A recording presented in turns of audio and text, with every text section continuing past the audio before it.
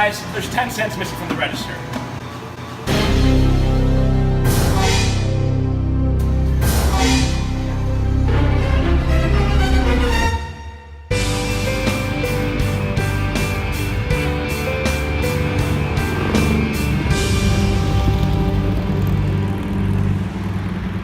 Dude, you hear about the 10 cents? Yeah, dude, I wonder who took it. I mean, I think Ephraim took it, to be honest. You shouldn't judge a book by its cover. I mean, I don't know, man. I'm pretty sure he took it. I think Becky took it. Becky doesn't work here. Becky, I didn't do it. This is getting out of control! How do we even know the boss didn't make this whole thing up? I heard that someone stashed that dime in the freezer.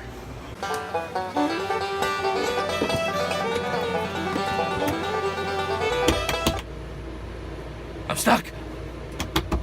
Guys? Hey, James. It was me, I did it.